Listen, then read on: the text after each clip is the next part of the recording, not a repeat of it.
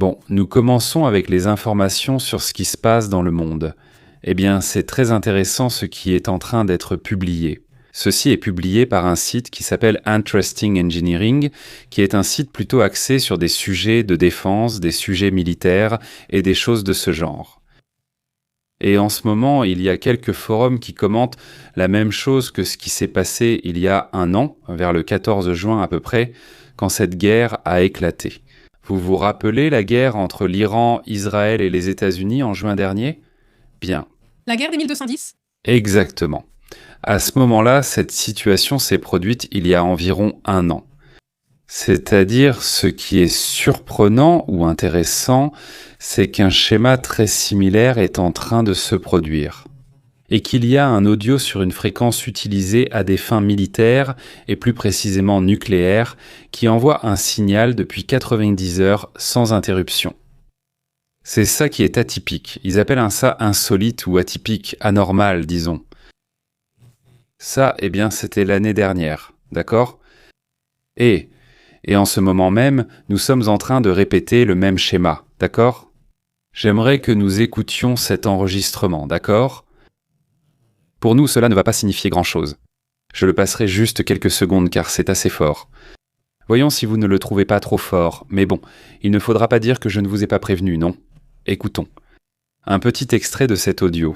Et aujourd'hui, on va vous expliquer pourquoi ce signal est important, n'est-ce pas ? Écoutons-la. Attends un instant, on va le mettre par ici. Pas celui-là, c'est celui-ci. Aujourd'hui, on a ce truc des robots qui est plutôt drôle. Mais écoute ce qui suit.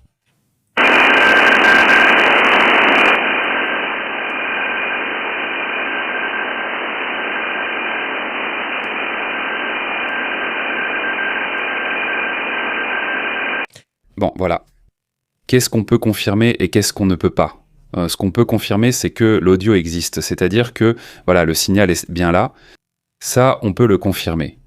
On peut aussi confirmer que cet endroit ou ce type de signal est également utilisé à des fins militaires. Il y a des choses dont on sait si elles sont vraiment comme ça, on ne va pas les écouter et on va voir de quoi il s'agissait parce que c'est préoccupant selon certains sites de renseignement. Depuis les États-Unis, la situation de la guerre, le contexte qui existe encore. Le système High Frequency Global Communication System est un véritable réseau militaire utilisé par l'armée de l'air des États-Unis pour relier les aéronefs, les bases et les actifs stratégiques. C'est ce qu'ils utilisent qui transporte ce qu'ils appellent des messages d'urgence ou Emergency Action Messages ou les EAM. Les EAM sont des messages chiffrés et hautement sensibles, bien que cela ne signifie pas automatiquement qu'il s'agisse d'un sujet de lancer une attaque nucléaire ou des choses comme ça, mais au cours des 90 dernières heures, selon les rapports, cela a été surveillé.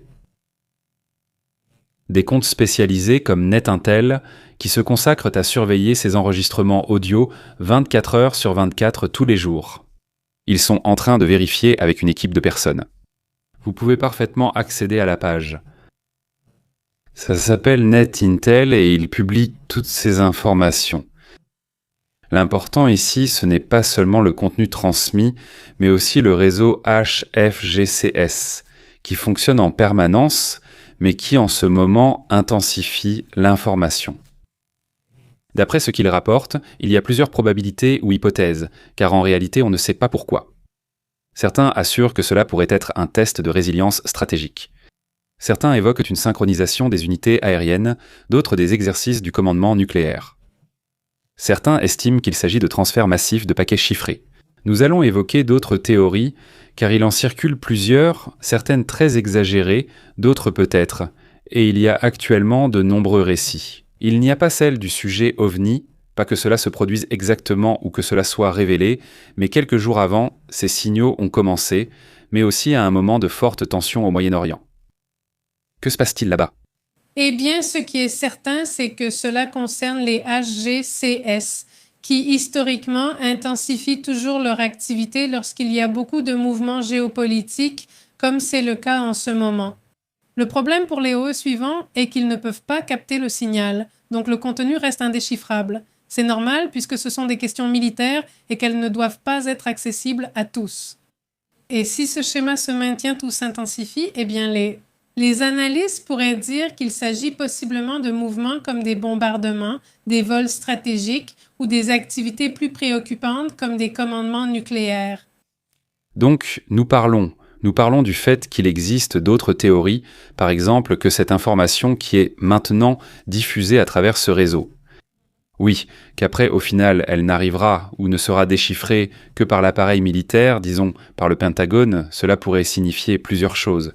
L'une d'elles, la mise à jour des clés cryptographiques. C'est-à-dire que cette information contient le codage d'une nouvelle clé, disons, comme si elle envoyait. Le nouveau langage qui va exister, non ? Donc pendant 90 heures, elle envoie le signal pour obtenir les nouvelles clés cryptographiques, afin de pouvoir comprendre les signaux qui viendront plus tard. Autrement dit, tu vas renforcer la sécurité cryptographique. Une autre possibilité, c'est qu'il y ait une synchronisation massive sur les terminaux, pour ajuster les détails au cas où il devrait y avoir une opération, afin que tout soit bien réglé et que tout le monde soit sur la même longueur d'onde, pour ainsi dire. Peut-être s'agit-il d'un test de résilience de genre. Une autre raison pourrait être électronique pour éviter toute confusion, ou bien ils réalisent un exercice de continuité du commandement car ils observent quelque chose ou simplement parce que c'était prévu. Selon les données qui attirent ma l'attention, on rapporte 90 soi-disant 90 heures, pas selon ce qu'ils disent. Et ils disent que, ce n'est pas normal dans ce réseau, mais aussi, il n'y a pas de règles qui disent que c'est interdit. Si cela était, disons, lié à un DEFCON ou à une alerte nucléaire, normalement d'autres indicateurs apparaîtraient. Par exemple, le vol de l'E6 Mercury qui n'a pas encore été observé. Ou l'activité des B-52 ou des B-2 qui n'a pas non plus été observée. Ou une hausse dans les bases stratégiques, mais aucun rapport ne l'indique pour le moment. Bien. En ce moment, curieusement, ça vient juste de se produire, je viens de te partager l'image. Oui, on observe des vols au-dessus du nord de l'Irak. Nous parlons de F-15 et de KC-46A qui sont des ravitailleurs, c'est-à-dire ceux qui transportent du carburant pour les avions. En ce moment, ce sont des images qui ne montrent pas les B-52 ni rien de tout ça, mais bon, de toute façon, il est important de surveiller ces mouvements. Ce sont ceux que nous voyons ici. Donc voilà, c'est à propos de l'Irak. C'est à propos de l'Irak, dans le nord de l'Irak. Faites attention à cela, parce qu'aujourd'hui aussi, nous disions qu'Israël aurait mené une opération dans la partie nord, qui apparemment a été découverte par l'Iran. Vous vous souvenez qu'il y a peu de temps, on a entendu des explosions venant de l'Iran en direction de l'Irak, et tout le monde a pensé, il semble que ce sont les Kurdes, ils nous attaquent, et je ne sais pas quoi. Apparemment, ce qui s'est passé, c'est que Israël avait une opération dans le nord, une opération de renseignement, dans lequel il semble. À partir de là, ils vont opérer contre l'Iran. Un berger les découvre. Apparemment, le berger donne l'information, et alors l'Iran répond et attaque de cette manière. Nous ne connaissons pas pour l'instant la situation de ce groupe d'Israéliens. S'ils étaient déjà sortis de la zone ou ce qui s'est passé, tout cela n'est pas encore clair. En Irak, il se passe des choses. Rappelons que ce pays, voisin de l'Iran, a été au centre des combats. Exactement, oui, c'est ça. En plus, en ce moment, nous sommes dans une période de très forte tension. Il faut rappeler qu'hier, Donald Trump disait que ils allaient me répondre. Évidemment, je pense qu'il est allé se coucher aussi parce qu'à ce jour, l'Iran n'a pas encore donné de réponse vraiment ferme. J'ai parlé de certains points que Pépé a mentionnés ce matin et cet après-midi, mais officiellement pour eux, il n'y a toujours pas de réponse concernant les négociations ou la proposition de paix des États-Unis.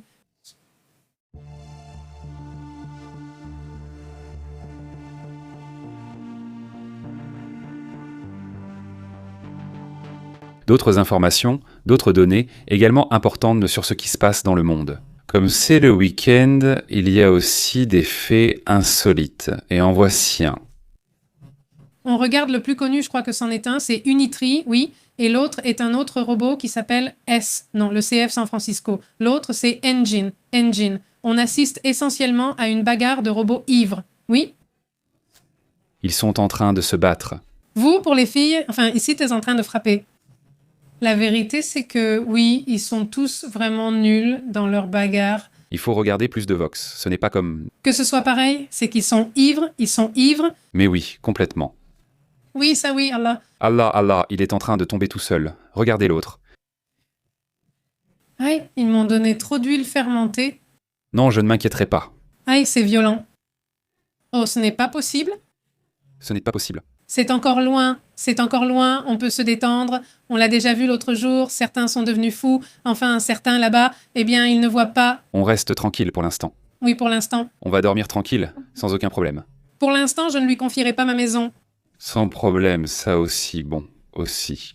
Celle-ci attire l'attention. Parmi les images qui ont circulé, il y en a une vraiment impressionnante. Une personne donc qui aurait été dans l'un de ces, comment on les appelle, métros, non? Dans lequel alors, d'après ce qu'il montre, si on peut le mettre ici, cette personne voit cette personne qui a l'air un peu déboussolée. Comme s'il n'y avait rien de mal. Je pense qu'il se sent ivre, je ne sais pas ce que c'est, mais la personne appuie immédiatement sur un bouton d'alerte, comme un bouton de signal d'urgence.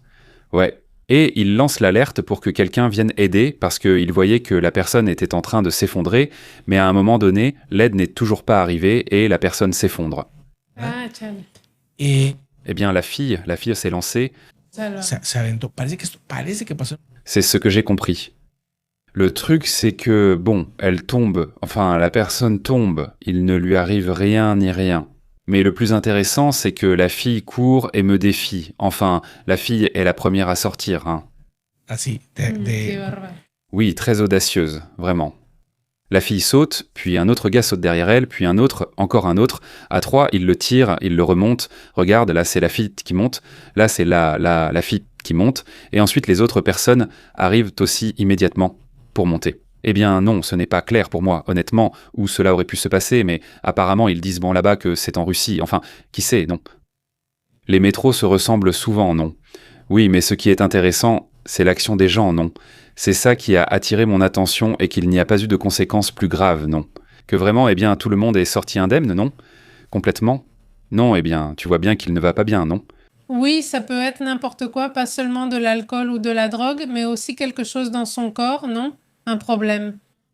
Déséquilibré, peu importe, je ne sais pas qui c'est, mais le point c'est qu'il se passait quelque chose, peut-être avec quelques verres de trop. Enfin, 1000 choses, non. Mais le point c'est que, bon, eh bien, voilà. Solidarité, n'est-ce pas? Aussi là, entre les gens, non? C'est super intéressant. Et bon, eh bien, passons à d'autres sujets aussi importants. Que se passe-t-il d'autre dans le monde? Eh bien, parlons de ce qui s'est passé aujourd'hui. Oui, une conversation téléphonique entre Abbas Agharachi, qui est le ministre des Affaires étrangères d'Iran. Oui. Et le ministre turc des Affaires étrangères, Hakan Fidan, qui avertit donc Abbas qu'ils n'ont pas donné de réponse officielle. Téhéran a la dernière proposition des États-Unis visant à tenter de freiner l'escalade. Et cette position de l'Irak, évidemment, met tout en suspens. En plus, cela met Donald Trump dans une très mauvaise posture, n'est-ce pas? Parce que Donald Trump continue de dire qu'il est pressé de signer l'accord, n'est-ce pas? Qu'ils veulent déjà abandonner le nucléaire, etc. MMH. Cependant, eux, ils prennent leur temps. C'est-à-dire, on dirait que ce ne sont pas eux qui sont pressés, n'est-ce pas? En fait, ils devraient recevoir une lettre ce soir. Donc, nous verrons bien comment tout cela va évoluer. À chaque fois qu'on interviewe le porte-parole du ministère des Affaires étrangères. Oui, Abbas Agharachi, etc. Ils sont toujours là, eh bien, je pense qu'ils vont leur répondre demain, mais je n'en suis pas sûre. C'est-à-dire, ça leur fait vraiment, vraiment mal. C'est-à-dire, il dit déjà le mot parce qu'ils ne veulent pas le voir, enfin, mais ça leur fait vraiment mal, comme on dit, 1,5 mètre de, vous savez, l'anxiété complètement. Plus moche? Oui, plus moche. Alors, les commentaires de Trump qui les presse, qui dit qu'ils ont 24 heures, qu'ils ont jusqu'à ce soir. Je ne sais pas quoi. Eh bien, Ismaël Joaquin dit qu'ils répondront ce soir. En réalité, ils ne se pressent pas sur ce sujet. Eh bien oui, non, bon, au final, voilà, ils ont déjà pris l'habitude de négocier en prenant leur temps. Le style donc classique qu'avait lui-même Ali Jamenei à son époque quand il était en vie, qui consistait à faire traîner les choses. C'est l'expérience qu'il a eue et c'est l'expérience qu'Ali Jamenei laisse en tout cas à Moctava qui, eh bien maintenant, selon les renseignements, il semble qu'il soit effectivement en vie, blessé mais vivant. Et que c'est une approche ambiguë qu'ils ont eue, eh bien c'est la même que celle suivie par son père, mais encore plus marquée. Parce qu'à la fin, il y a une urgence qui est la question du détroit d'Ormuz, et cette urgence, eh bien, le régime la connaît parfaitement. C'est lui qui, comme on dit, a toutes les cartes en main, non? Oui, ce sont eux qui contrôlent vraiment tout, même s'ils ont aussi leurs propres problèmes, non? Ils ne peuvent pas sortir le leur, mais eux peuvent tenir encore 4 mois. Eh bien, c'est ce que disent les services de renseignement américains. Oui, exactement. En gros, ils parlent d'environ 90 jours, soit 3 mois, à je crois 120 jours. Donc oui, qui sait. Et en plus, aujourd'hui, on révèle des informations sur la façon dont la mer Caspienne est utilisée. Ce qu'on soupçonnait déjà, non ? La mer Caspienne aide à acheminer des fournitures depuis la Russie, car il y a eu des pénuries de nourriture et d'autres produits. Mais au final, sur ce sujet, la Russie comme l'Ukraine sont 2 pays qui produisent de la nourriture en quantité importante, et bon, ce qu'ils produisent, Une partie importante est envoyée en Iran, et en plus de cela, il y a d'autres types de fournitures dont nous ne savons pas exactement ce que c'est, mais elles sont envoyées de la Russie vers l'Iran. Donc,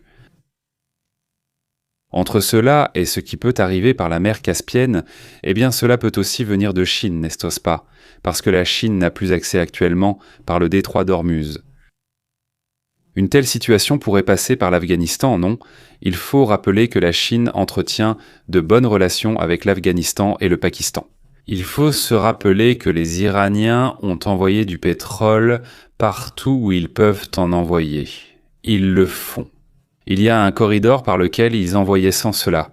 Comment ils appellent ça ? Du pétrole de contrebande, non ? C'est-à-dire des barils de pétrole de contrebande, non ? Et donc, dans le camionnage, l'autre jour, on a montré ici l'image de ce corridor rempli de camionnettes qui reviennent du Pakistan à travers l'Afghanistan. Elles reviennent vides, n'est-ce pas ? Évidemment pour charger plus de barils. Il faudrait plus d'images pour que je puisse vraiment vérifier, ou que nous soyons tous sûrs que c'est bien ce qu'ils sont en train de faire. Ça ne me semblerait pas non plus si étrange que cela arrive, mais il faudrait voir s'il y a plus d'informations à ce sujet.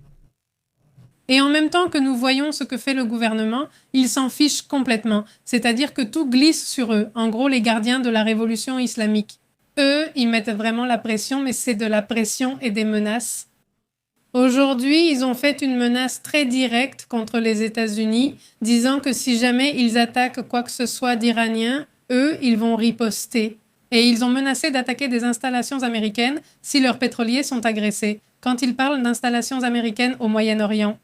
Ils évoquent clairement des bases ou une attaque directe contre les pays du Golfe. Ils considèrent déjà comme acquis que tout ce qui concerne les pays du Golfe représente les États-Unis à leurs yeux, ou du moins que cela touche les États-Unis, et ils mènent ces attaques dans ces zones. Il dit que toute attaque contre des pétroliers ou des navires commerciaux provoquera une forte riposte contre l'un des centres américains dans la région, ainsi que contre les navires ennemis. Ils s'en prennent à tout le monde. Ils ignorent si la Corée du Sud est en guerre. Ils attaqueront le pétrolier sud-coréen car les États-Unis ont attaqué un pétrolier iranien. Et ces derniers jours, les mouvements concernant les attaques ont été intenses. Enfin, pas vendredi. Vendredi, nous avons vu un moment compliqué. Oui, bien sûr, c'est-à-dire la tension a bien été là. Eh bien, aujourd'hui même, il y a eu un sujet, un mouvement auquel je m'attendais. Peut-être qu'il y aurait une réponse forte aux États-Unis parce qu'il y avait soi-disant 130 vedettes armées en train d'en poser. C'est-à-dire des mines, non ? Ici, on voyait les images satellites qu'ils partageaient et tu te disais, bon, ici probablement il va y avoir une réponse et il n'y a rien eu, absolument rien. Oui, si c'est comme on dit, si cette image satellite, si l'interprétation est correcte et qu'ils posent dans des mines, eh bien on va le savoir demain ou lundi au plus tard avec un pétrolier qui aura des ennuis. Parce qu'il faut se rappeler que des pétroliers sont passés par là. Il disait ni que ceux des Émirats arabes avaient en fait passer, si je ne me trompe pas, environ 6 millions de barils, c'est-à-dire en cachette. Ils coupent le transpondeur et les lumières, avançant très lentement. En silence. J'imagine qu'il y a quelques bateaux ou quelque chose qui avance un peu devant. Il doit aussi exister des accords avec l'équipe et la sécurité. Tu donnes un peu d'argent et ils te laissent entrer. Qu'on te dise d'aller par ici, d'aller par là, parce qu'en théorie, il y a des mines. Et bon, ils ont circulé, ils sont passés, mais pas en quantité massive, n'est-ce pas ? C'est-à-dire, il faut se rappeler qu'à partir de là, si je ne me trompe pas, il en sortait 12 ou 11 millions de barils par jour, toute cette zone en fait. Donc 6 millions de barils, ce n'est pas non plus énorme. Mais bon, il y a quand même un peu de pétrole qui circule au final. Mais avec ces mouvements, il semble bien que la situation là-bas va se compliquer.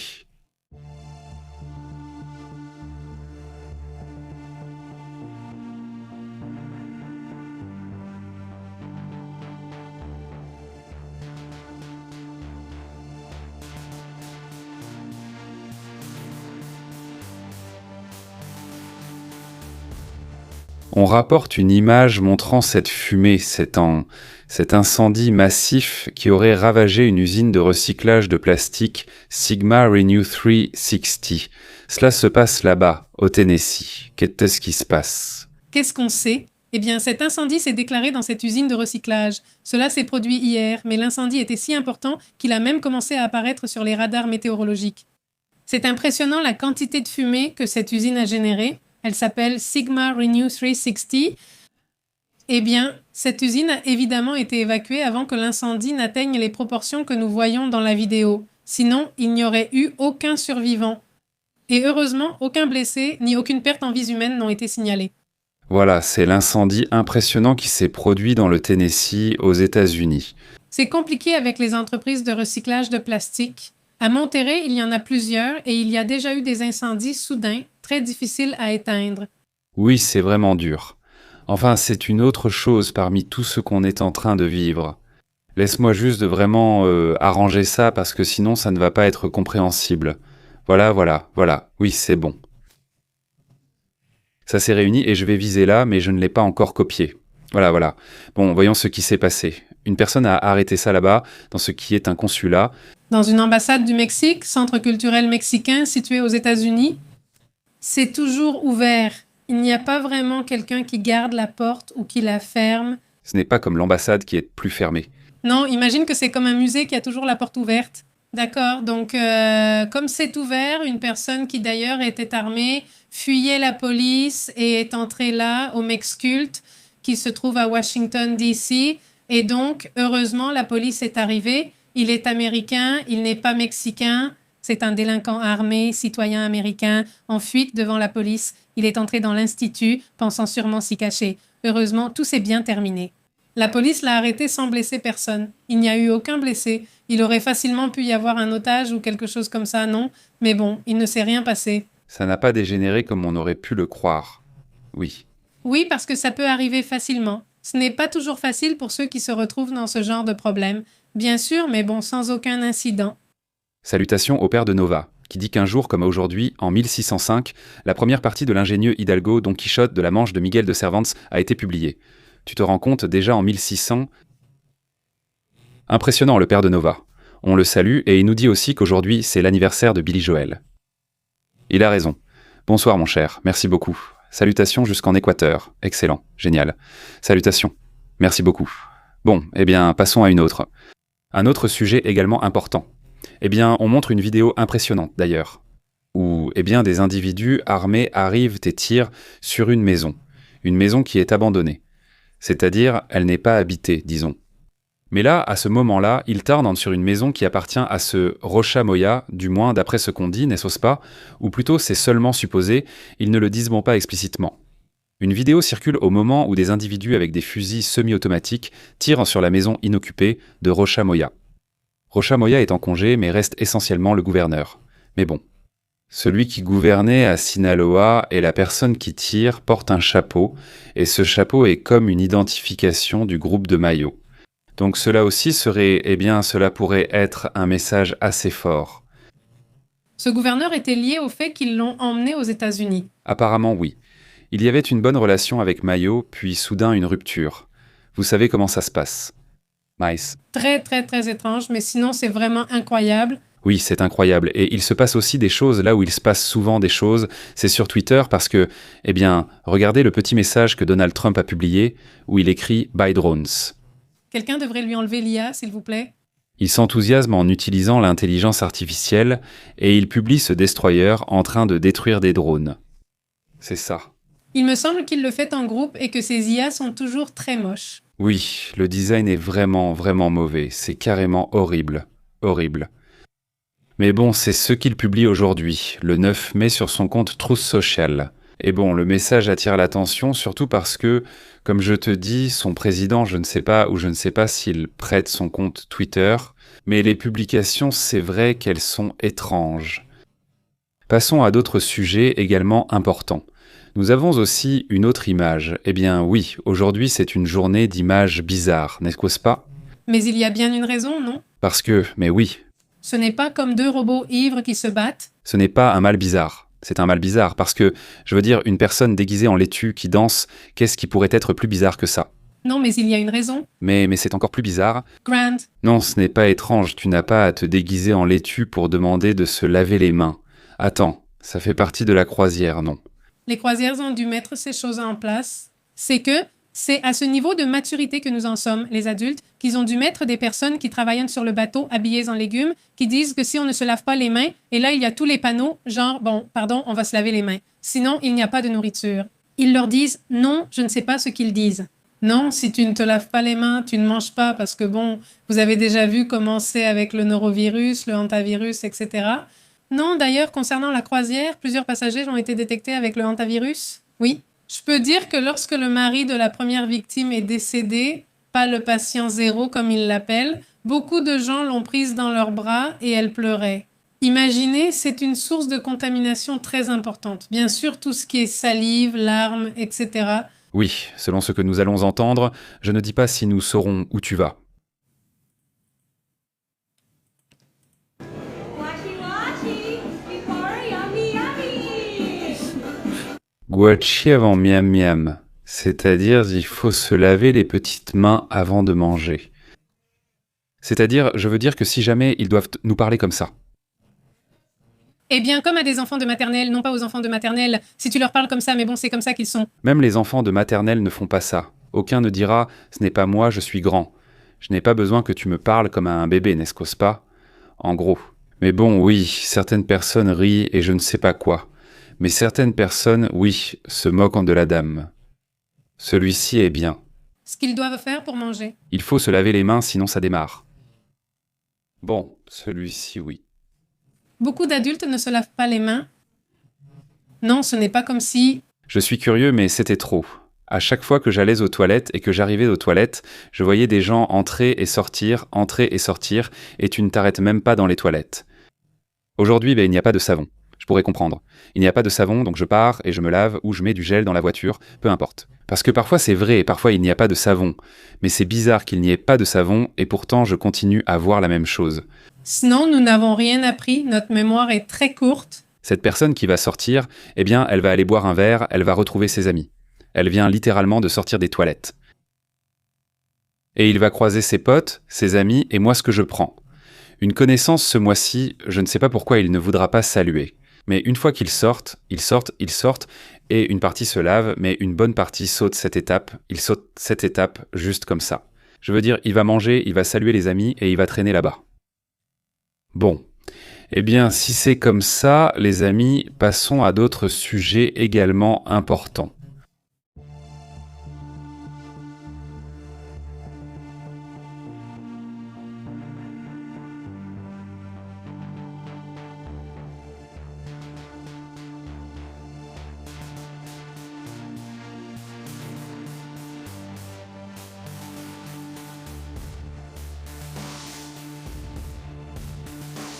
Écoutez donc, Tedros Adhanom, le directeur de l'OMS, a lancé un message, alors écoutons ce que dit le directeur de l'OMS. Et je le dis tout de suite, eh bien abordons aussi d'autres détails avant de passer aux commentaires, n'est-ce pas? Que dit Tedros Adhanom? Quelle est la situation Adhanom? Eh bien, en gros, rapidement, ce qu'il dit à ce moment-là, maintenant, il est déjà en Espagne et il faut se rappeler que lui, c'est étrange, non, mais c'est bien, tu vois, parce que ça te donne une certaine, assurance. Mais voilà, il est en Espagne, attendant l'arrivée des gens du bateau de croisière du coronavirus. Et il a dit que maintenant, c'est un devoir moral pour les nations de se soumettre et de croire en l'OMS. Il affirme que seul un soutien mutuel permet de mieux faire face au virus et aux épidémies. Les pays sont censés coopérer selon les règlements sanitaires internationaux. Autrement dit, moi, ce qu'il dit, c'est qu'il s'attend à ce que les pays informent d'abord s'il y a des virus dans leur pays, si leur pays est un point où il y a plusieurs cas, qu'ils fournissent des informations. Par exemple, les États-Unis ne font plus partie de l'OMS.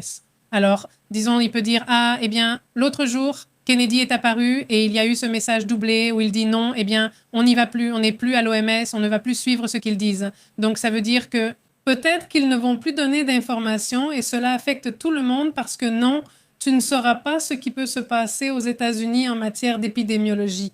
C'est-à-dire, s'il y a une épidémie de quelque chose et que les gens voyagent aux États-Unis ou partout dans le monde, peut-être qu'on ne saura même pas qu'ils sont le point zéro, pour ainsi dire.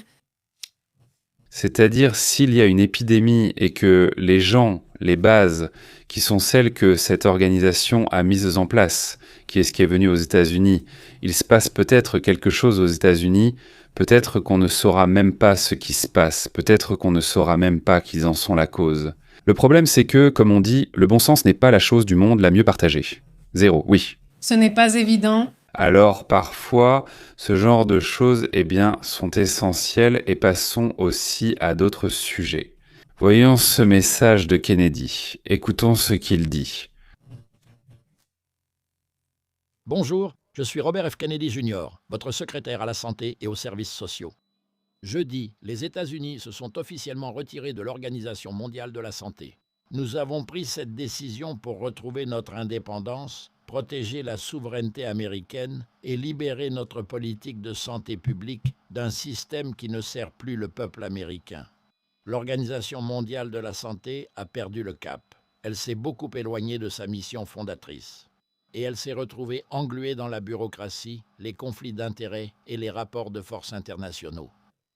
Pendant la pandémie de Covid, ces échecs n'ont pas été seulement abstraits, ils ont été mortels. Le monde a vu la transparence s'effondrer, la responsabilité disparaître et les citoyens ordinaires en payer le prix. La situation reste inchangée et ne s'améliore pas. Le président Trump a immédiatement reconnu les problèmes avec l'OMS. En fait, l'un de ses premiers décrets, lors de son second mandat, a lancé le processus officiel de retrait des États-Unis de l'Organisation mondiale de la santé.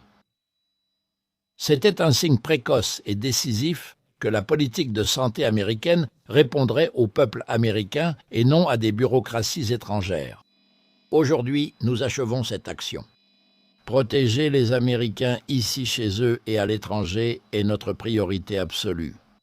Et c'est pourquoi mon équipe au ministère américain de la Santé et des Services sociaux, travaillant en étroite collaboration avec les hauts fonctionnaires et les scientifiques de ce ministère et le département d'État, a renforcé notre biosécurité, amélioré la surveillance des maladies, perfectionné la préparation face aux épidémies et élargi les capacités de réponse rapide à toute urgence de santé publique, peu importe où elle commence. Nous n'avons pas besoin d'institutions extérieures pour cela. Désormais, la participation des États-Unis à l'OMS se limitera uniquement à finaliser notre retrait et à protéger la santé et la sécurité du peuple américain. Tout le financement américain n'a pris fin. Tout le personnel du gouvernement américain a cessé d'y travailler. Je crois profondément en cela. Seuls les États-Unis ont l'envergure, l'innovation et le leadership nécessaires pour promouvoir des solutions de santé mondiale qui placent les personnes au premier plan, en commençant par nos propres citoyens. Même si nous nous retirons de l'OMS, les États-Unis ne renonceront jamais à leur leadership en matière de santé mondiale. Les États-Unis continueront de diriger.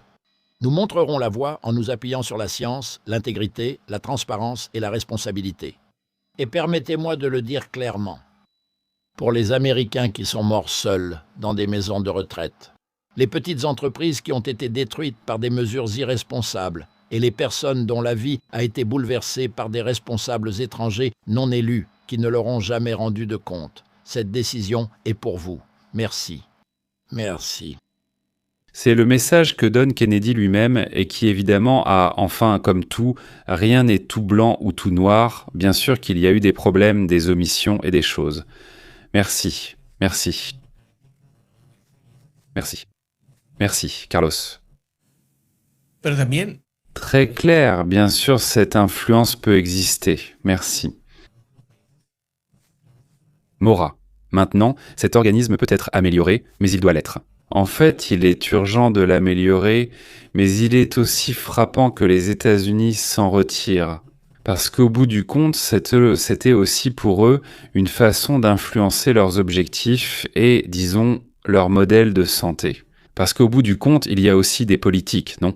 Et là aussi, il y a des façons de voir le monde du point de vue médical.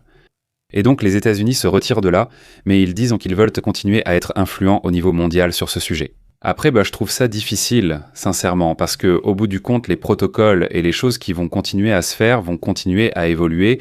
Et maintenant, sans les États-Unis, ce sera mieux avec les pays qui restent dans l'organisme. Et j'insiste, chaque pays aussi. Il est responsable de ce qui se passe. Rejeter la faute sur l'OMS pour ce qui s'est passé aux États-Unis est ridicule, car chaque pays avait ses propres règles. Aucun pays n'a suivi les consignes de l'OMS comme elle le voulait. Chacun a fixé ses propres règles sans vraiment s'en soucier. La Chine, elle a été très stricte. Les États-Unis ont été semi-stricts dans certaines régions. Le Mexique a été assez strict. Disons qu'il a été flexible. Flexible, assez flexible, et je pense qu'il l'a géré d'une manière, disons, controversée, si tu veux, mais aussi avec beaucoup de sensibilisation chez les gens, n'est-ce pas? Où les gens, enfin la plupart du moins, cherchaient à prendre soin d'eux-mêmes et des autres, et tout ça. Pour moi, le principal problème aux États-Unis est que tout est devenu politique. Ne pas porter de masque montrait que tu étais de gauche ou woke. En porter ou non, tu étais de droite. Je ne sais plus. Enfin, ces sujets sont ridicules. Politiser quelque chose, c'est... Politiser quelque chose qui concerne la santé, c'est absurde. Enfin, imagine, je ne sais pas si c'est très bien, mais bon, le fait est que ça arrive et qu'on en parle. Ce message arrive alors qu'on vit justement non pas une, mais 2 épidémies, l'une de norovirus, et le norovirus, c'est costaud. Quiconque a déjà eu une grippe intestinale sait ce que c'est. C'est-à-dire si ça te frappe fort, surtout si tu es fragile ou si tu es très touché ou quoi que ce soit, ou si tu ne te soignes pas bien, ça peut être dangereux. Mais le norovirus en soi, c'est quelque chose de très courant. N'importe qui ayant des enfants à l'école ou autre a sûrement déjà eu affaire à la fameuse grippe intestinale, quand tout à coup ils ont ce problème. Cela s'est produit ce jour-là. Aujourd'hui, le signalement ne vient pas d'un bateau de croisière, ce qui est important vu le contexte mondial. Passons aux commentaires.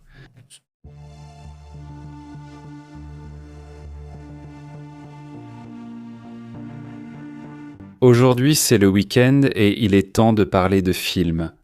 Nous avons vu un film très curieux, très étrange. Si je ne me trompe pas, il est basé sur un livre de Stephen King. Je ne savais pas si c'était lui.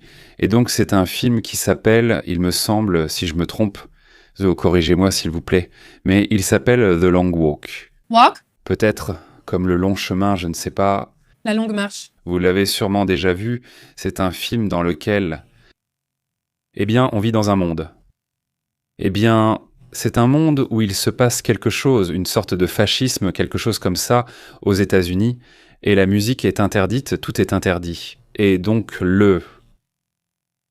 Ils ont l'idée, un peu comme dans Hunger Games, de choisir certaines personnes. On organise une longue marche, comme un défi, pour ainsi dire, et le dernier qui reste en vie en marchant. Lui survit et gagne de l'argent, non? Et c'est ça la prémisse de l'histoire, non? Je n'en dis pas plus. C'est un film à voir sans prise de tête. Curieux et étrange, non? Voilà. Ce sont ces films qui ont besoin de très bons acteurs parce que tu ne vas pas voir beaucoup de mouvements, beaucoup de coupures. Donc, il faut vraiment un super bon casting. Sinon, tout le film s'effondre. C'est horrible. Parce qu'en fait, tu ne vas pas voir des gens marcher. Parler et vivre leurs problèmes, il n'y a pas de développement. C'est juste dans l'instant présent selon ce qu'ils vivent. C'est un... Excellent exercice théâtral, d'acteur, oui, exactement. Parce que ce n'est pas facile de porter le film. Imagine un film, une pièce de théâtre où ils auraient un tapis roulant et un grille-pain. Je crois qu'il y en a une qui ressemble à ça, mais évidemment avec un autre sujet, et où tout le temps ils parlent comme ça, avec leurs monologues, partageant évidemment leurs problèmes jusqu'à l'audition. Cette version théâtrale serait bien. Ce serait bien. Ce serait une idée qui vaut des millions. Je vais le faire, donc si quelqu'un veut s'en emparer, il faut demander, évidemment, bon, sinon, ne faites pas comme celui-ci, comment il s'appelle, j'ai oublié le nom de l'auteur. C'est le type qui va toucher les droits d'auteur. Salut à Christy, je suis une interview tranquille. Il dit déjà salut Christy. Salut Christy. Comment tu vas? Eh, c'est vrai, on va rendre le chat un peu plus animé parce que c'est trop calme ici. Salut Christy, super. Tu as compris l'idée? Il y a sûrement déjà quelque chose comme ça, je ne pense pas que ce soit quelque chose de nouveau. C'est que je sens que, malheureusement, je crois que le théâtre manque encore beaucoup de soutien, surtout ici au Mexique. Mais je pense que les gens du théâtre sont tellement, tellement, tellement créatifs. Mais il leur manque beaucoup de budget et c'est pour ça qu'ils ne peuvent pas réaliser des idées plus folles. Tu dois, pour envisager de faire du théâtre professionnellement, il n'y a pratiquement que la ville de Mexico et peut-être une ou deux autres villes, et c'est compliqué. Compliqué, pas impossible, mais compliqué. Dit l'ingénieur Jésus Villa, comment allez-vous? Salutations à Dallas. Salut, compatriote. Salutations? Un habitant de Monterrey là-bas, aux États-Unis. Excellent, dit Christy. Brevetez l'idée street. On ne sait jamais. Salutations à Guillermo Escobar et il faut vraiment faire un multivers de ces multimultivers comme dans les films. Mange ou meurs, parle ou meurs, batte-toi ou meurs. Il continue à faire des sous-entendus ou tu meurs. Dis la vérité et le théâtre. Il y en a une comme ça, non? Il y en a une comme ça où ils doivent transmettre quelque chose, tu te souviens? On en a vu une, elle était vraiment merveilleuse. Ici sur YouTube, on se croirait parfois dans un épisode de Black Mirror où il y a tout le temps une hiérarchie entre les gens, non? Et donc, il y a un certain niveau où ils font du streaming tout le temps. Oui, et ils gagnent, c'est comme des points. Je ne sais pas à quoi ça sert, je ne me souviens plus très bien pourquoi, mais les personnes des niveaux les plus bas sont sur un vélo, tu te souviens? Oui, bien sûr, ils sont sur un vélo et ils gagnent leurs points comme ça. Et à un moment, l'un des personnages... Le personnage principal est un Afro-Américain et une fille ronde, il me semble. Ils deviennent très amis. Il leur arrive quelque chose à lui et à elle, et lui, il sort et rejoint ceux qui sont en train de streamer, et il devient complètement fou. Et à partir de là, il devient super célèbre. Au lieu de se battre, il envoie juste un message du style « J'en ai marre du système ». Et au lieu de faire disparaître le système, ils le mettent comme le streamer principal, et maintenant, il apparaît tous les jours pour dire exactement la même chose. C'est très amusant et étrange. C'est un épisode de Black Mirror, je ne me rappelle plus la saison ni l'épisode, mais il était bien. Salutations à Verder et le théâtre avec des éléments d'écran vidéo, c'est autre chose. Maintenant, c'est la tendance. Oui, aussi quand ils font, comment ça s'appelle, qu'ils projettent des images et qu'on a un ami dont le frère fait ça et qu'ils réagissent si une tâche apparaît, ils la touchent et la tâche change de forme. C'est génial, j'adore ça. Et je vois, j'ai un autre film où ils sont en train de streamer, mais c'est un film d'action. Mais ils streament en même temps. Tu ne te souviens pas? D'action? Ah oui, mais il relève d'un défi. Ah oui, elle est géniale. Je ne me souviens plus comment elle s'appelle. Attendez, je vais vous dire. Je me souviens qu'il y a, je crois que c'est Emma Stone. Non, pas Emma Stone. Emma Roberts, la nièce de Julia Roberts. Emma, attends, je regarde. Moto. Oui, ils s'inscrivent Imagine que tu t'inscris à un défi en ligne et qu'on t'envoie des défis. C'était celui d'un garçon. On leur envoie des défis et ils doivent les relever pour gagner de l'argent. Imaginez MrBeast, mais avec votre chien. C'est extrême. Le voici, il s'appelle Nerve, un jeu sans règles. Écris quelque chose pour le principal, il y en a plusieurs. Là-dedans, il y a Dave Franco, le frère de Robert, et John Deere. Franco. James Franco. Regarde, c'est bien et amusant. Nerf là, moi. C'est sur Netflix, c'est écrit ici. Ah bon, Nerf, c'est comme... eh bien oui, c'est un peu comme Nerf. Comme nerf, mais en anglais, nerve. Oui, tu sais que c'est amusant. Oui, c'est un film popcorn. Oui. Allez, lance quelques autres films popcorn. Voyons, parce qu'en fait, dès qu'on termine cette émission, qu'on va finir bientôt, on veut regarder un film. Salutations à Ben de His and Her, film recommandé. Oui. Ça me dit quelque chose. On regarde une série du même nom, mais ce n'est pas celle-là. Écoutez Okum, voyons. Voyons si on a vu. Oui, celle de la Chava. Ah, Elle est bien d'accord.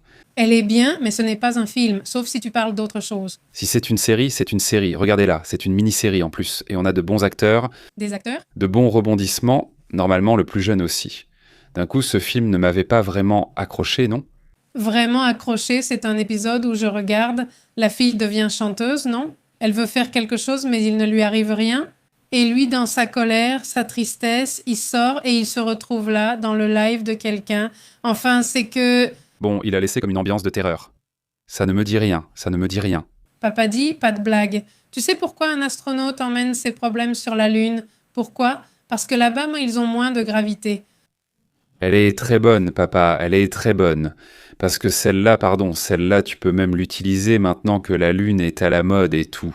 Tu sais quoi? Tu sais, je me sens comme un champ sans vache.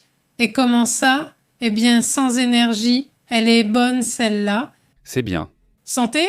J'aime bien parce qu'ils nous mettent dans l'ambiance de façon simple.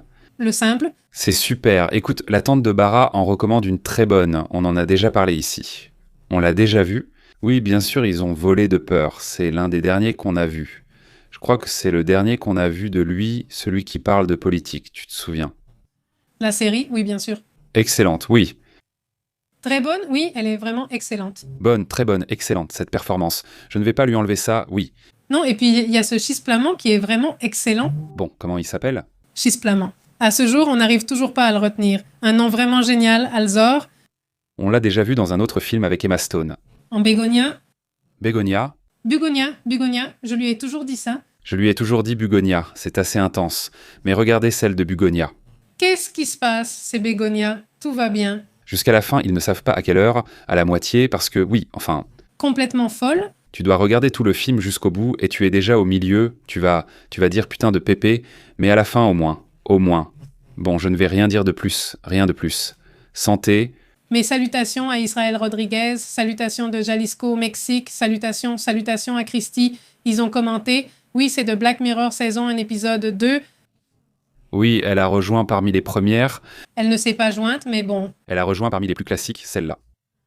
Bon, salutations à la tante. Comment vas-tu, tante Ève? Elle recommande parce que la vérité c'est qu'il n'y a rien, enfin, on n'a rien en ce moment, non. À moins que tu veuilles voir quelque chose, que tu veuilles voir, parce que c'est, en fait, à partir de mai, tu peux déjà prendre le pouvoir. Oh, elle dit, et Pépé demande, est-ce que les fichiers révélés auraient un lien avec autant de scientifiques disparus? Quand un article sur quelque chose comme ça, tu ne l'as pas vu? Hein? Oui, on l'a pour demain, pour le pratiquer demain. Oui, parce qu'il y a déjà eu trop de choses, en fait, ils ne savent même plus s'ils doivent te les sortir. Moi, c'est juste qu'il y avait trop de mystères. J'ai dit, c'est la route verte 2.0. Oui, Mais ça, c'est basé sur des notes. c'est basé sur des informations, bien sûr sans se baser sur ce qui se passe réellement. Mais oui, il y a eu des choses, et encore des choses. Qu'ils le laissent comme Grimaire, ou je ne sais pas quoi, bon, voilà. La journée a été très intéressante, vraiment. Euphoria. On ne l'a pas vue, tu vois, moi je l'ai vue... Moi, oui, je la regarde, elle est bien, elle est bien. Non, non, ce n'est pas ton style, ce n'est pas ton style. Bon, c'est pour les adolescents, mais c'est intense. Ça aborde des sujets forts. Tu ne la regarderais pas avec des enfants? Non, non, définitivement pas, mais la photographie est impressionnante et la musique aussi est très bonne. Et il y a vraiment un bon casting. Il y a Zendaya, il y a Jacob Elordi, il y a Hunter, je ne me souviens plus de son nom de famille, Hunter, et puis il y a Sydney. L'actrice a vraiment percé et franchement, c'est très bien, vraiment oui. C'est très bien, vraiment très bien. Salutations à Antonio Matal et salutations depuis Waxahachie au Texas. Continue avec l'émission Pépé. Salutations Antonio. Merci beaucoup Antonio, énorme salutations jusqu'à Waxahachie, Texas et eux. Et ici, Dieguito dit, la dernière saison de Black Mirror est vraiment perchée. Je sens qu'ils n'ont pas réussi. Les premières saisons étaient excellentes, mais ils n'ont pas retrouvé ce niveau. Parce qu'on a aussi beaucoup évolué en matière de technologie et de choses comme ça. C'est que ça ne te paraît plus aussi. Étrange. En première saison, je trouvais ça fou. Comment ils avaient eu une idée pareille? 1 ou 2 ans après, tu voyais ça et tu te disais que tout allait vite. Ce qu'on voyait dans Black Mirror, je le constate. Beaucoup de choses. Il le dit. Secret Service, c'est un autre film? Ça, c'est un film. Attends, je vais le noter, voyons. La cabane, ça me dit aussi quelque chose. Ah oui, un film d'horreur. Je ne pense pas, non. Je pense que oui. Oui, elle demande justement comment ça s'appelle. C'était quoi le film qu'on a vu? Oui, ou le film Service. À la question juste, répond la réponse juste. Juste. La Diego a réalisé un film qui fait réfléchir, La Cabane. La cabane fait réfléchir. Diego, où tu es en train de me troller? Verderie, regarde ce concert. Et Verderie, tu as vu celle-là? Toi qui travailles dans l'audio, tu as vu les images des concerts de BTS? C'est tellement hallucinant. Quoi, toute la disposition? Non, non, non, c'est impressionnant. La scène est bien, mec. Oui, c'est super bien monté. Ruben, je te dis qu'on devrait davantage s'intéresser à la Corée du Nord. Oui, il s'y passe des choses curieuses. Mais graves. Oui, je te dis juste qu'il y a vraiment beaucoup de choses, mais bon, oui, on va en tenir compte. Ruben, oui. Effectivement, dit Beto Barra. Maintenant, regardez The Possession. L'origine de la mer s'appelle Du maire sort le livre. Là, celui qui vous dit de voir, c'est The Possession. Salutations à, dit Digito. C'est quoi cette fièvre? Quelle fièvre? La fièvre de l'argent, la fièvre de danser, la fièvre du rock, la fièvre de la jungle. De quoi parle-t-on? Digito n'est pas très... Non. Dan Morgan apparaît là. Non, mais ça s'appelle Possession. En espagnol, ça s'appelle El Origen del Mar. C'est la version classique? Non? Eh bien, je ne sais pas. Guillermo Escobar, ils l'ont vu. Tu ne mesures pas en haut. Oui, bien sûr, nous l'avons vu. Je crois que quand il l'a mise, nous l'avons vu. Salutations à cela, sommes-nous spectaculaires? Nous ou qui? Salutations, vraiment? Elle dit. Une amie était régisseuse locale et une autre amie photographe officielle. Sacrée mise en scène et des fans possédés. Non, c'est vraiment impressionnant. Moi, de ma tante, je ne sais rien. Là, tout de suite, on va venir me dire « Bien sûr que tu ne sais pas. » Mais non, j'en sais très peu sur eux. Non, je ne sais vraiment pas. Maintenant, j'ai envie de ça, mais vraiment, voir ces images, ça te donne envie d'y être. C'est parce que je n'aime pas ce groupe. Enfin, ce n'est pas que je ne l'aime pas, c'est juste que je ne le suis pas. Mais les voir là-bas, les gens qui sont dehors, qui chantent, qui sont à 2 rues, et les cris des fans s'entendent à 1 kilomètre de distance. Non, c'est juste que c'est génial d'être aussi fan de quelque chose. Écoute, mais dis-moi, Anaïs, j'ai un doute. Tu y es allée ou... Ceux de BTS. Enfin, d'après moi, tu es fan ou tu as pu y aller, Anaïs? Partage beaucoup de choses sur Twitter. 2. D'après moi, tu es fan. Donc, j'espère que tu as pu y aller, et j'imagine que ça a dû être vraiment spectaculaire. Les extraits que j'ai vus sont vraiment impressionnants. Le vendredi suivant, c'était le premier concert, non? Oui. On a commencé à partager des images, des vidéos de BTS lors du catch. Ils se sont amusés au premier rang, tout excités. Le lendemain, aujourd'hui, ils étaient déjà au concert avec des images de la lutte libre. Tu sais ce qu'ils ont aimé? Oui, ils disent non, car je ne suis pas vraiment fan. Maintenant, je le suis devenu. Elle dit que Possession 1 et 2 sont basés sur le Yiddish. D'accord, intéressant. Elle affirme que le fanatisme autour de BTS rappelle celui de Michael Jackson, mais sans la bonne musique. Tu trouves aussi qu'ils n'ont pas de bonne musique?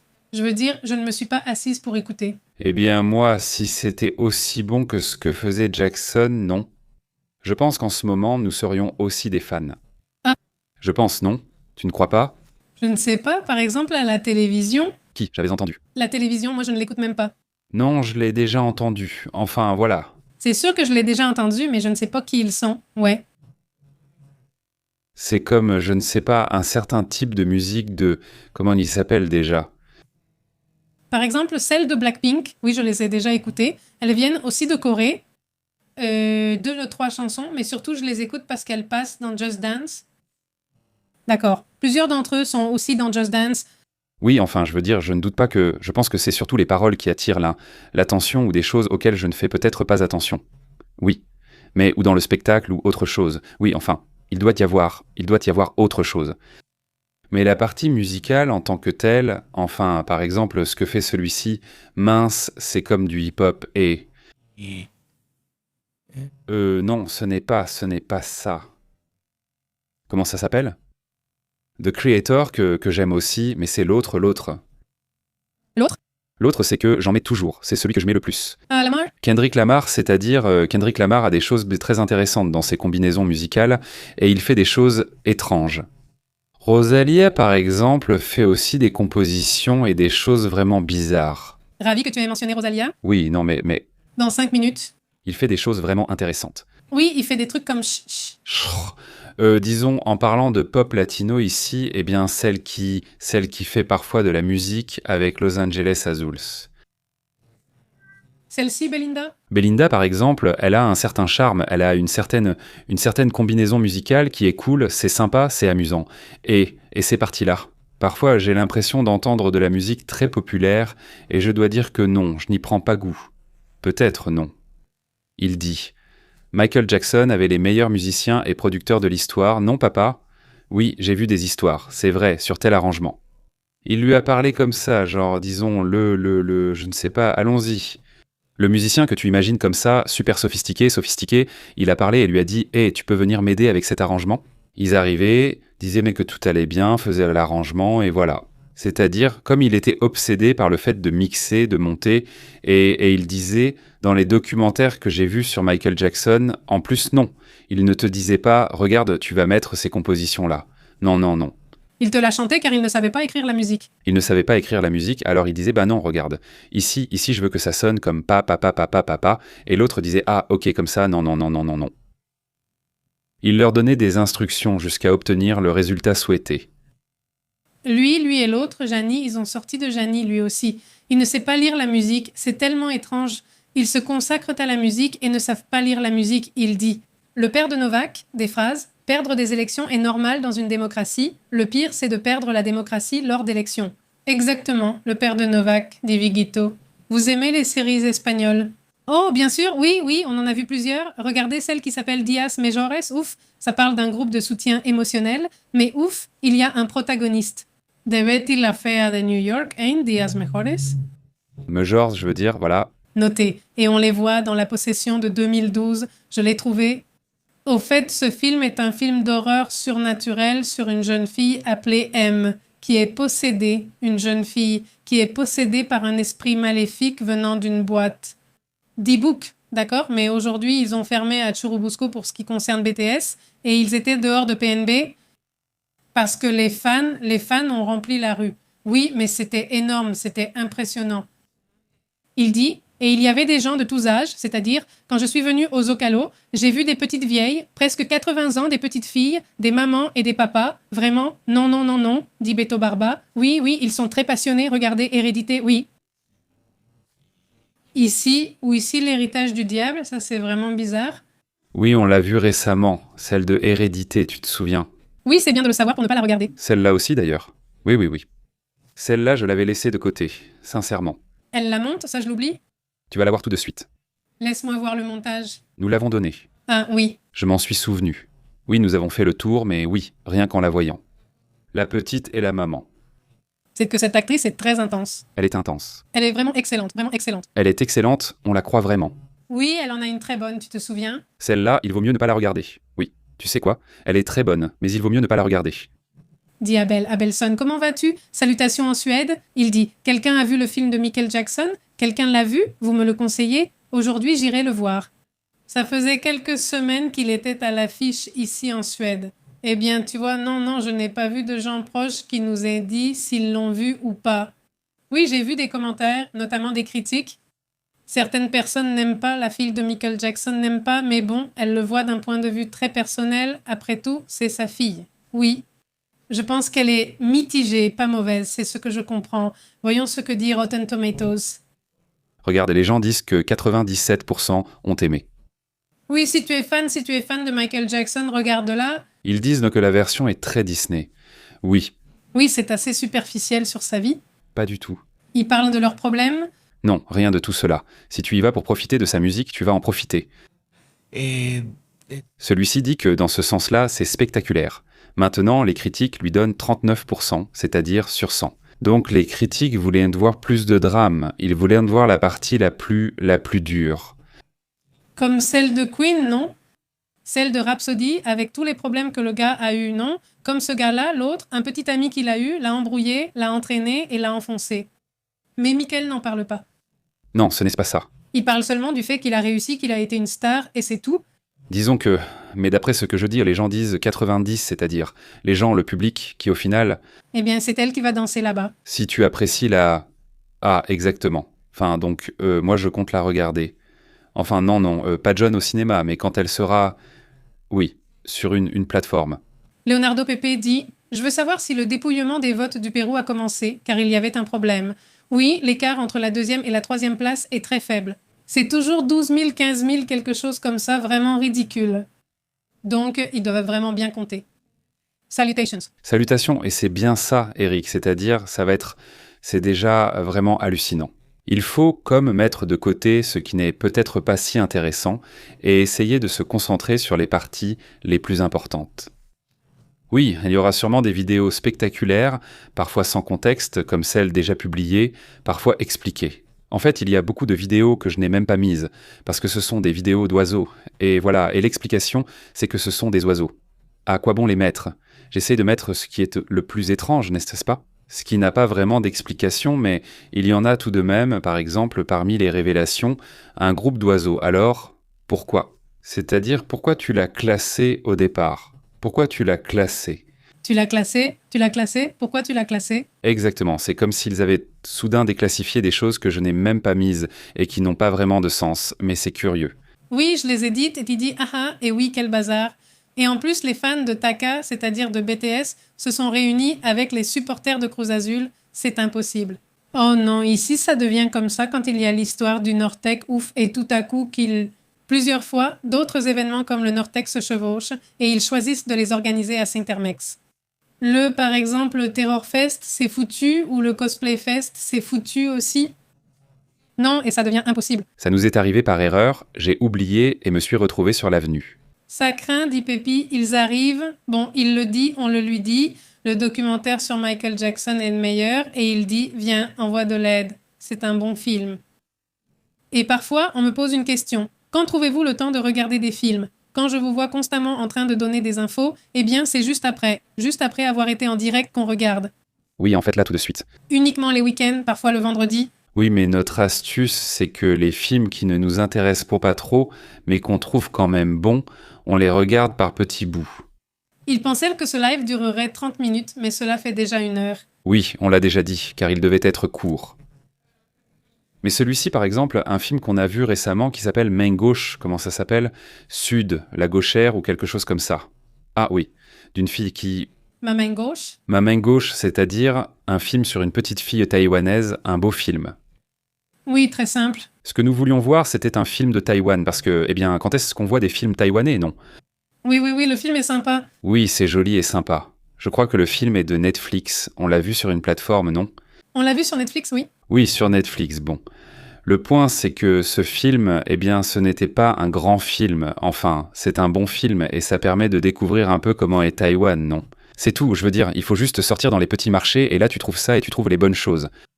Mais ce film, par exemple, on a mis presque 2 semaines à le regarder, non? Je veux dire, on a mis super longtemps à le voir, parce qu'on le regardait à chaque fois qu'on allait manger et on se disait « Ah, il faut continuer à regarder ça ». Et puis après, on oubliait. On l'a vu en entier, même si on l'a regardé par petits bouts. Tu la recommandes? Oui, franchement, oui. Oui, elle est recommandée si tu veux voir quelque chose de différent, quelque chose de joli, non? Oui. Je pense que vous pouvez la regarder avec des enfants, par exemple. Exactement. Bon.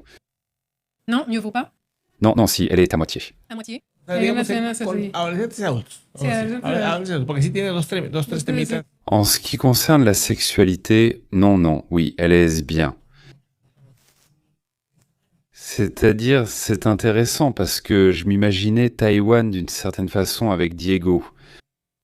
Avec toutes ces nouvelles, tu te rends compte qu'au final, Taïwan, c'est ça, une zone humide, une zone verte, une région, et ce n'est pas seulement la technologie. Parfois, on ne voit que cet aspect de la technologie. Non, il y a d'autres choses. Bon, allons-y. Bon. S'ils survivent demain, oui, on leur racontera beaucoup. Le jour de la fête des mères, le match Puma contre America BTS. Eh bien oui, restez enfermés si vous le pouvez. Bon, que tout aille bien pour vous. Ils font déjà le tour et ils... Vont bloquer la circulation. C'est quelque chose, Felipe. Salutations Beto. Viens, ils ne partent pas à vélo, Guillermo est absent. Salut à la communauté, merci beaucoup et bon week-end. On discutera demain. Portez-vous bien et bonne fête des mères en avance. Félicitations. Salutations, à demain.